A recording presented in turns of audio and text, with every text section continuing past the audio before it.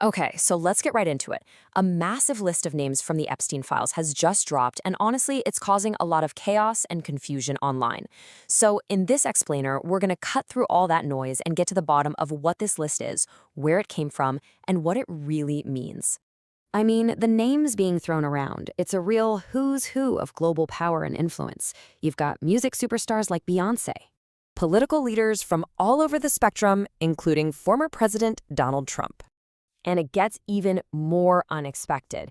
We're talking about revered religious figures like the late Pope John Paul II, and even royalty like Britain's longest reigning monarch, Queen Elizabeth II. So, yeah, all of those names and literally hundreds more are popping up in these documents. But the million-dollar question that everybody's asking is, what does being on this list actually mean? Let's break it down. First things first, we need to be really clear about where this list is coming from, because this is not some anonymous leak or a random internet rumor. These documents are part of an official, court-ordered release. So the names are all coming out of documents that were unsealed from a defamation lawsuit filed way back in 2015. It was brought by an Epstein's victim, Virginia Giuffre, against Ghislaine Maxwell. A judge ordered these documents to be made public, and they contain everything: deposition transcripts, flight logs, you name it. And the sheer scale of this is just staggering. So far, the documents name around 300 different people. And you gotta remember, that's only counting the names that weren't blacked out to protect victims or for other really specific legal reasons. Okay, now we are at the most important part of this entire explainer: context. Just because a name is in these files, it does not mean one specific thing. The absolute key is understanding why a name might show up in the first place. And hey, you don't even have to take my word for it. This phrase right here is from the actual court order. The judge who unsealed the documents specifically noted that names appear in a wide variety of contexts. This phrase, this is the key to understanding this whole situation. So, what does a wide variety actually look like? Well, on one hand, a person's name could be in there because they were in an email with Epstein or their name is on a flight log. But on the other hand, their name could have just been mentioned in passing while someone else was giving a deposition. Or it could have just shown up in a news article that was submitted as evidence. The bottom line here is absolutely crucial. A mention is not an accusation. And that's why the list is so incredibly broad. It's not one type of person. You've got celebrities like George Clooney and Jay-Z, a whole range of US politicians from the Obamas to the Clintons to Trump, members of the royal family, and huge business figures like Mark Zuckerberg. So you're probably wondering, why is all of this coming out now, years after this whole story first broke? Well, the answer isn't some sudden leak. It's actually been a long and very deliberate legal process.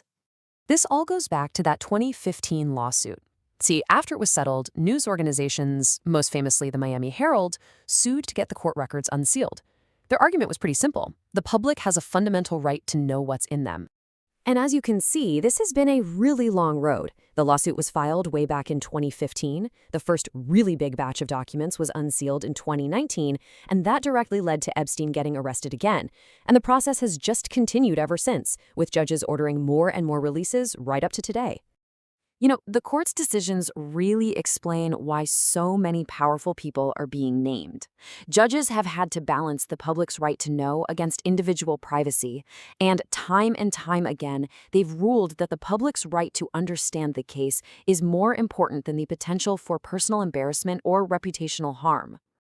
Now, the court didn't just dump everything. The only information they agreed to keep secret falls into three very specific categories: protecting the identities of victims, protecting details of ongoing investigations, and of course, withholding any illegal child sexual abuse materials. Simple embarrassment was just not a good enough reason to keep a name secret.